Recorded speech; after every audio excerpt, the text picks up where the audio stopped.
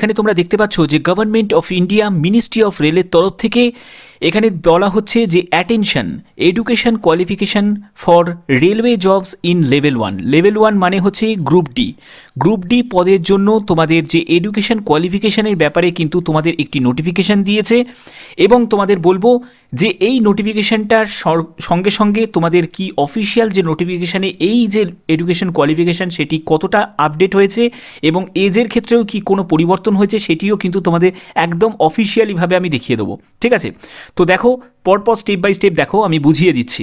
এখানে কি বলা হয়েছে, education qualification for railway jobs in level 1, যেখানে তোমাদের বলা হচ্ছে this prescribed minimum education qualification was however relax to 10th pass, অর্থাৎ বুঝতে পারছো শুধুমাত্র মাধ্যমিক পাস অথবা তোমরা যদি ন্যাক মানে ন্যাশনাল অ্যাপ্রেন্টিসশিপ সার্টিফিকেট থাকে, অথবা তোমরা যদি আইটিআই করা থাকো, অথবা তোমাদের যদি কোনো ইকুইভ্যালেন্ট যদি কোনো যোগ্যতা থাকে, ঠিক আছে, তাহলেও কিন্তু আবেদন করতে পারছিলে। সেটি 2/2018 এবং 1/2019 ভ্যাকেন্সিতে। তো এই যে ভ্যাকেন্সিটা যেটা 2/2018 সেখানে প্রায় 60,000 প্লাস মতো তোমাদের ভ্যাকেন্সি ছিল এবং এই 1/2019 প্রায় 1,03,000 মতো তোমাদের ভ্যাকেন্সি ছিল। ঠিক আছে, তো এবার যেটি বলা হচ্ছে সেটি হচ্ছে এখানে বলছে, দেখো বলছে the prescribed minimum education qualification for direct recruitment of staff in level 1 pay matric civil engineering mechanical electrical signal and telecom যে ডিপার্টমেন্ট আছে সেই ডিপার্টমেন্টের ক্ষেত্রে বা catering wings of railways 10th pass plus NAC মানে national apprentice certificate granted by national council for vocational training, অথবা তোমাদের যদি মাধ্যমিকের সঙ্গে যদি আইটিআই করা থাকে তাহলেই কিন্তু তুমি যোগ্য। তো এখানে যোগ্যতা যেটি বলা হচ্ছে, তাহলে মাধ্যমিক সঙ্গে যদি ন্যাক থাকে মানে ন্যাশনাল অ্যাপ্রেন্টিস সার্টিফিকেট থাকে তাহলেও আবেদন করতে পারবে, এবং তোমাদের মাধ্যমিক সঙ্গে যদি তোমাদের আইটিআই বা সমতুল্য যোগ্যতা থাকে তাহলেও তোমরা আবেদন করতে পারবে। তো এবার তোমাদের আমি অফিসিয়াল যে একটি নোটিফিকেশান গ্রুপ ডির নোটিফিকেশান, সেই নোটিফিকেশানে যে এটি মানে রিসেন্টলি এই নোটিফিকেশানটা প্রকাশিত হয়েছে এবং সেই নোটিফিকেশানে কি এই কোয়ালিফিকেশান এবং এজ, স্পেশালি এজ এবং এডুকেশন কোয়ালিফিকেশান কি আদৌ লাগু হয়েছে, কতটা কি হয়েছে সব কিছু ডিটেলসে জানবো। এবং তোমরা এই ভিডিওর মাধ্যমে যেটা আরও জানতে পারবে সেটি মাধ্যমিক পাস যদি তোমার শুধু যোগ্যতা হয়, অর্থাৎ শুধুমাত্র যোগ্যতা তোমার মাধ্যমিক পাস, কোনো আইটিআই করা নেই, তাহলে কি তুমি আবেদন করতে পারবে। তো চলো আমরা দেখে নিই। বন্ধুরা আমি পিডিএফটা ওপেন করে নিয়েছি। এটা আরআরসির তরফ থেকে কিন্তু এই 22/1/2024 কিন্তু এই নোটিশটা পাবলিশ করা হয়েছে নোটিফিকেশানটা, যেখানে তোমাদের গ্রুপ ডি এবং গ্রুপ সি রিগার্ডিং কিন্তু ভ্যাকেন্সি, যেখানে তোমাদের অনলাইন অ্যাপ্লিকেশান সেটি 17ই জানুয়ারি থেকে শুরু হচ্ছে এবং তোমাদের অনলাইন আবেদন যেটি ক্লোজিং ডেট সেটি হচ্ছে 17ই ফেব্রুয়ারি 2024।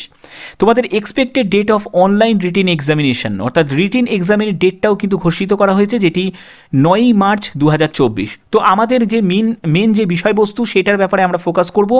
তো এখানে দেখো এটি হচ্ছে তোমাদের স্কাউট গাইড কোটা যাদের আছে তাদের জন্য এই ভ্যাকেন্সিটা, তবে এর মাধ্যমে কিন্তু আমরা একটা প্রপার ইনফরমেশন পাবো যে এই গ্রুপ ডির যে ভ্যাকেন্সিতে, এই গ্রুপ ডির ভ্যাকেন্সিতে কী কী পরিবর্তন করা হলো। তো আমি এই গ্রুপ সিটা নিয়ে কোনো কিছু এখন বলছি না, গ্রুপ সিটা নয়, আমরা গ্রুপ ডিতে চলে যাব। দেখো এখানে গ্রুপ ডি দেখতে পাচ্ছ লেভেল 1 পে ম্যাট্রিক্স। দেখো এখানে দেখো যেসব যারা তোমরা মাধ্যমিক পাশ করেছো সঙ্গে যদি তোমার ন্যাক অর্থাৎ ন্যাশনাল অ্যাপ্রেন্টিসশিপ সার্টিফিকেট থাকে, অথবা তোমার যদি মাধ্যমিকের সঙ্গে আইটিআই করা থাকে, তাহলে তুমি civil engineering mechanical engineering electrical engineering এবং সিগন্যাল অ্যান্ড টেলিকমিউনিকেশন ইঞ্জিনিয়ারিং এই যে ডিপার্টমেন্টগুলো আছে এই ডিপার্টমেন্টে কিন্তু এটি দরকার, মানে মাধ্যমিক সঙ্গে আইটিআই বা মাধ্যমিক সঙ্গে ন্যাক সার্টিফিকেট কিন্তু দরকার।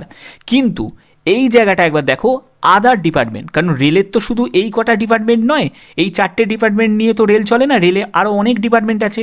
তো সেই সব ডিপার্টমেন্টে দেখো বলছে ফর আদার ডিপার্টমেন্টের ক্ষেত্রে মাধ্যমিক পাস অথবা দেখো দেয়া আছে আইটিআই অথবা তোমার যদি ন্যাক মানে ন্যাশনাল অ্যাপ্রেন্টিসশিপ সার্টিফিকেট থাকে তাহলে আবেদন করতে পারবে। অর্থাৎ বোঝা গেল যে এখানে যারা মাধ্যমিক শুধু পাস করেছো তারাও কিন্তু আদার্স ডিপার্টমেন্ট মানে এই সিভিল মেকানিক্যাল ইলেকট্রিক্যাল আর এসএনটি বাদ দিয়ে অন্য যেসব ডিপার্টমেন্ট আছে সেই ডিপার্টমেন্টে তোমরা কিন্তু আবেদন করতে পারবে যারা শুধু মাধ্যমিক পাশ করেছো। ব্যাপারটা ক্লিয়ার? আচ্ছা, এবার আমরা এজের ব্যাপারটা আমরা দেখে নেব। এজের ব্যাপারটা কিছু পরিবর্তন করেছে কি করেনি। তো দেখো এবার এজের ব্যাপারে চলে এলাম। তো এজের দেখো লেভেল 1 অনুযায়ী, লেভেল 1 মানে গ্রুপ ডির ক্ষেত্রে এজের ব্যাপারটা কি 18 থেকে 33 বছর, অর্থাৎ এজ এখানে কিন্তু 18 থেকে 33 বছর রাখা হয়েছে। এবং তোমাদের যারা SC ST কমিউনিটি থেকে আছো তারা 5 বছর রিল্যাক্সেশন পাচ্ছ, আর ওবিসি থেকে যারা আছো তারা 3 বছর রিল্যাক্সেশন পাচ্ছ।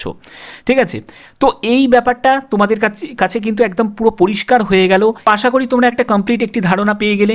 তো ভদ্রেশ্বর স্টাডি সেন্টার সবসময় প্রয়াস করে তোমাদের জন্য একদম কমপ্লিট একটি ইনফরমেশন তোমাদের প্রোভাইড করার। সবসময় আমার প্রচেষ্টা থাকে তোমাদের যাতে সঠিক তথ্য তোমাদের কাছে তুলে ধরা যায়, এই প্রচেষ্টাই সবসময় আমি করে যাই। তো দেখো এই নোটিফিকেশনের মাধ্যমে তোমরা আগেও একটা নোটিশ দেখলে, যে নোটিশটা আমি দেখালাম যে রেলের তরফ থেকে যে নোটিশটা, সেটি হচ্ছে এডুকেশন কোয়ালিফিকেশন রিগার্ডিং। এর নোটিশ কিন্তু অনেক আগেও বেরিয়েছিল, কিন্তু আবার নতুন করে আবার সার্কুলেট হচ্ছে। এর মানে হচ্ছে গ্রুপ ডির ভ্যাকেন্সিও কিন্তু দ্রুত প্রকাশিত হতে চলেছে। আমি আবার বলছি, গ্রুপ ডির ভ্যাকেন্সিও কিন্তু দ্রুত প্রকাশিত হতে চলেছে। RPF বেরিয়ে গেছে, মানে বেরোবেই যাকে বলে, মানে তোমরা একটা তো অফিসিয়াল নোটিশ তো তোমরা দেখতে পেয়েছো, ALPও বেরিয়ে গেছে।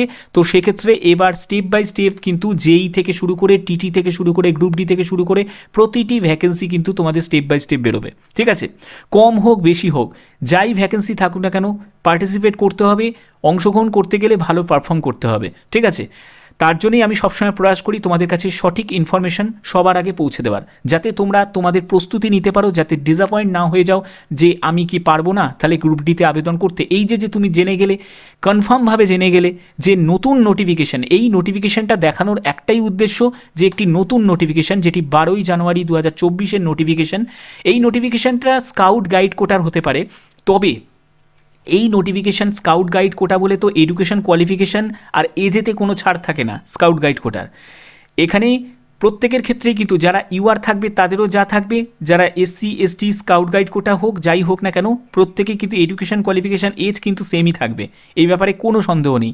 তো এই নোটিফিকেশানটার মাধ্যমে আমি তোমাদের কাছে একদম ক্লিয়ার করে দিলাম যে সামনে যে ভ্যাকেন্সি বেরোবে গ্রুপ ডি, সেক্ষেত্রে এডুকেশন কোয়ালিফিকেশান এবং এজের ব্যাপারটা তোমরা কনফার্ম হয়ে গেলে যে এই এজটাই কিন্তু থাকবে। তো এবার দেখো যে এজ রিল্যাক্সেশন এখন এই এজ রিল্যাক্সেশন যেহেতু ALPর ক্ষেত্রে তোমরা অনেকেই এক্সপেক্ট করেছিলে যে ALPর ক্ষেত্রে এজটা বৃদ্ধি করা হবে, যে অন্তত 18 থেকে 33 করা হবে, 3 বছর রিল্যাক্সেশন করা হবে। তো দেখো এখন সবেমাত্র 20 তারিখ থেকে ফর্ম ফিল আপ শুরু হবে, তার মধ্যে কত কিছু হবে তখন সে দেখা যাবে। আশা করি তোমাদের ভিডিওটা ভালো লেগেছে। তো আমার ভিডিওর মাধ্যমে আমি সবসময় প্রয়াস করি তোমাদের কাছে সব ধরনের ইনফরমেশন সবার আগে প্রোভাইড করার।